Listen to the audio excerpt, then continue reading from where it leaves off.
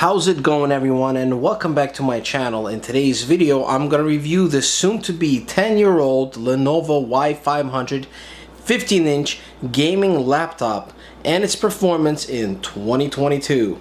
But before that, please don't forget to like, share, and subscribe down below, and thank you for watching. Alright, so this old Lenovo gaming laptop was quite a beast back in its day, and it came with two different models. This particular one was the base model, which since then has been fully upgraded. So this original one did come with the Intel i7 3630QM processor, 8 gigs of DDR3 RAM, as well as 1 terabyte of hard drive, just a standard 2.5 inch, and just the one GT650M graphics card. Also remember, this is the 15.6 inch here laptop, which is pretty much standard size all the way up to today's day, and it is 1080p resolution. But I did mention that I fully upgraded this, so what I did is go ahead and added another 8 gigs of RAM for a total of 16 gigs of DDR3 RAM here. And for the boot drive, I upgraded the SATA drive as the boot, which is 128 gigabytes, to give that fast loading speed, and I did leave the other terabyte behind there, so we have that for extra storage. Also, I did go ahead and find the other removable GPU here, the GT650M, for that full SLI power. I got a really good deal on eBay. And you know what, it does make a hell of a performance difference, at least on the SLI games. So what we're going to find out here is, can this old laptop run any of the games nowadays on 1080p resolution, and could it actually be playable? So also I'm going to go over my full setup here and show you how well this beast performs after all this time. So without further ado, let's get into that. Alright, so here is the setup that I'm utilizing in order to get the best possible results out of this old school gaming laptop. So first thing is first, the most important thing is you gotta have this laptop plugged in, and it's gotta have the right laptop charger, which is 120 watts or higher, especially for a system like this, in order to be able to utilize the SLI. Because believe me, if you go anything less than that, it just wouldn't work. And I tried it with a universal 90 watt or 95 watt laptop charger. With it plugged in, the second GPU just wouldn't work at all. And actually for a while I couldn't figure out what was wrong, because it would work for a minute, then it would stop, and actually you see the laptop charger gets so hot and like the LED light would just turned off. But eventually I tried a more powerful one, and there it is. Now this actually goes for other laptops. If you want to get the advertised performance, you gotta have it plugged in with your original OEM laptop charger, or at least the same wattage, because if you don't, you will get 50% less performance. And some of you guys may not know that even though the laptop is fully charged, you take it on the go and you start playing games, and you're like, oh man, you know, what happened? I'm getting half the FPS. So this thing has got to always be plugged in to get that right performance, whether the laptop is new or old. Next is, I always recommend have a nice cooling pad to give you that space off whatever you have it set up on, so you get some airflow, because these things do get hot. And watch my temperatures, you'd be surprised, they're pretty good with the cooling pad. And overall I think that's really the key to get the best performance. Also, you know, I like to plug in a nice little keyboard and a gaming mouse to get that better feel. There's nothing wrong with that. So kind of in a way this system becomes stationary. And as you can see on the right side, I have a Xbox 360 Afterglow gaming pad here. I like to use it too as well. Very comfortable or I could just jump into the keyboard, but for this testing I am going to use the controller. It's easier while I record and show you some of the gameplay. Also, I have it connected to this Acer gaming monitor, 27-inch 1080p, and that's what we're going to be testing. We're going to only be at 1080p quality, nothing less, to see what these old school GPUs could do. Now, unfortunately, at this point, I know you're not going to get the latest, greatest drivers updates for these because they are pretty old now, but there are still plenty of games to test out. There's still bunch of SLI game compatible games out there, and that's what I'm going to show you here. So yeah, that's pretty much it. So without further ado, let's get into those gaming benchmarks, so stay tuned. Alright, so just one last thing I want to show you, that I have the two GPUs working in SLIs. You could see two GT650Ms, and I have it maximum 3D performance. And in the settings on the processor, I am forcing the first one as the primary, and that's how I was able to get that actual SLI performance. Now, when I did it the other way around, or on the auto option, just wasn't getting the right performance on the SLI. So if you wanted to do this yourself, this may work for you. And for the rest of the video here, when I do some gaming test benchmarks, I'm going to be using this monitor here to give you a better view of things, this 27-inch monitor here, so you can see some of the stuff more clear. Alright, so let's jump into the first game and see how this thing runs. Oh, just one last thing I forgot. I just want to show the MSI Afterburner. So I actually did overclock these GPUs slightly, 50 on the core and 100 megs on the memory clock, believe it or not, and it's running really good. And I did notice a slight performance, and that's for both GPUs across. That's the same overclock will be, and you know, it did give a couple of extra FPS just to squeeze a little something extra. Alright, so now I'm gonna jump into the first game, so stay tuned.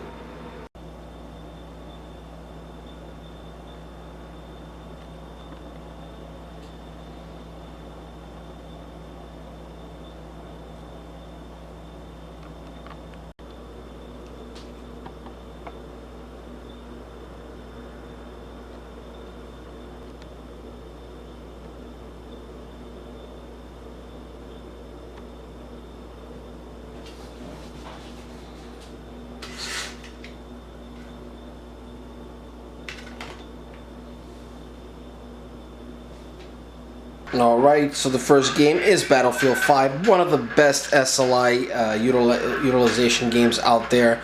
It does need NVIDIA Inspector profile to get this thing running, but once it gets going, it's perfect. So these are the settings. Really going to be on the lowest 1080p. 1080p right here. Here it is. Oh, actually, this is a 75 Hertz monitor. That's right, I forgot. Let's get that in there. Alright, so you could see 1080p and lowest settings. There it is. Nothing fancy. Just want to be able to play in 1080p resolution, and here it is, as I promised. Let's look at the figures here. We're averaging around 30 FPS.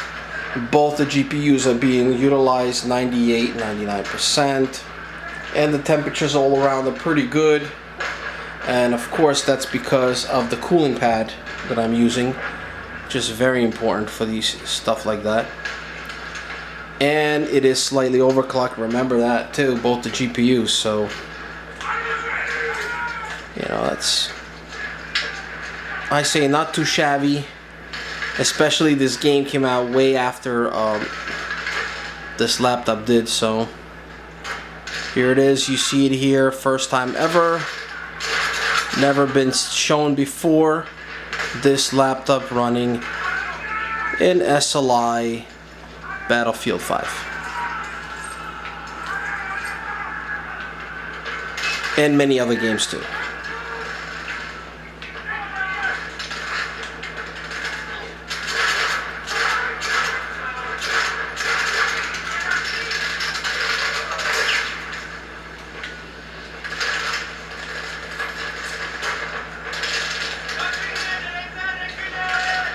And it still looks pretty decent.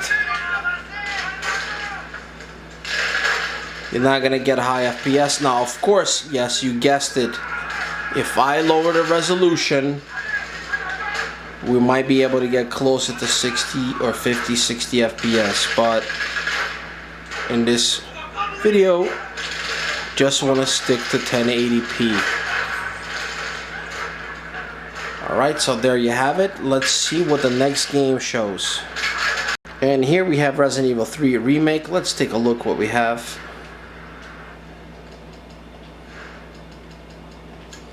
(1080p) interlaced, and pretty much the lowest on everything. I'm really pushing this hard just to be able to play this in 1080p. Let's take a look, and you could see we are in the low 30s. Not the best experience, that's for sure.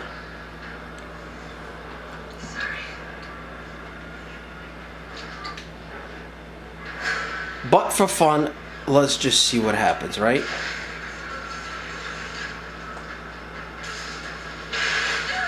And once again, if you're wondering how is this possible on SLI, this is yet another game that you have to use the NVIDIA Inspector, but when you do use it, it works well. And if you like to see more SLI videos, I have tons of them on my channel, so be sure to check them out.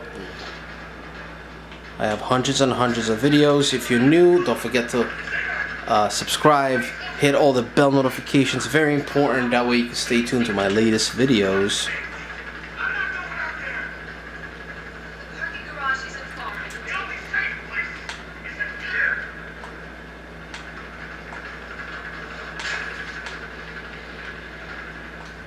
Okay, you know the scene.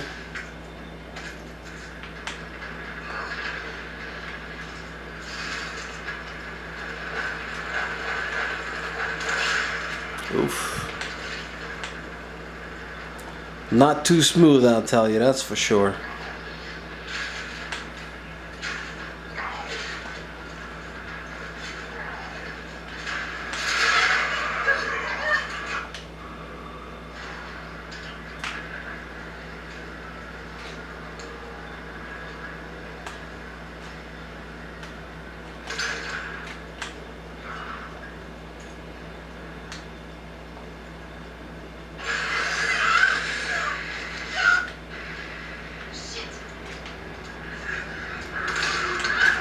Oh boy.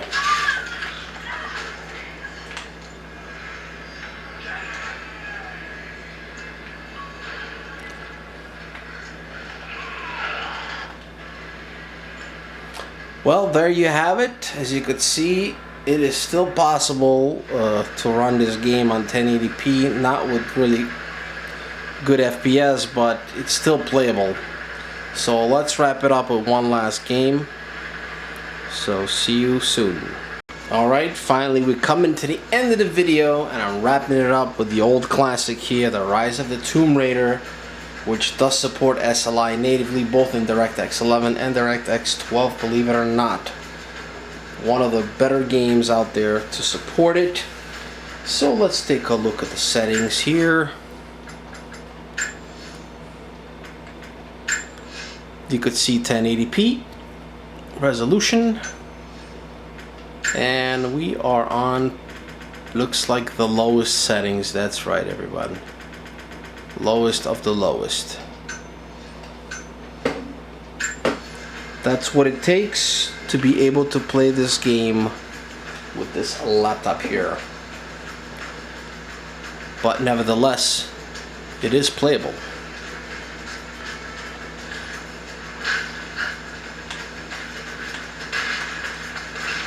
Oh.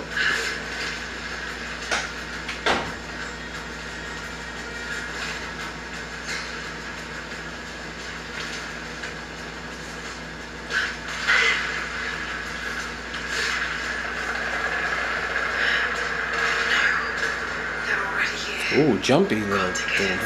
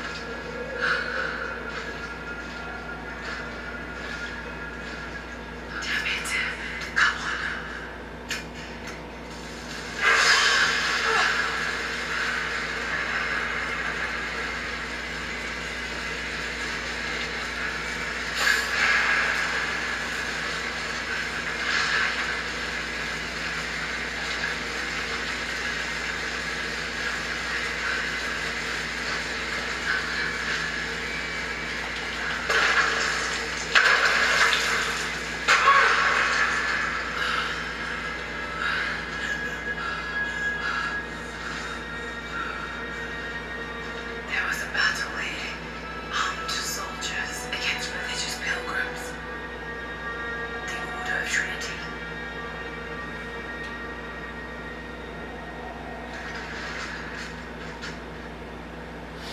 Well, there you have it. My conclusion is that this laptop still could be quite useful, even though it's going to be almost 10 years old. You guys let me know what you think. Don't forget to leave some comments down below. I like to hear your feedback. And if you like to see more of these kind of videos, then check out my channel. And I'll see you guys in the next video. Goodbye.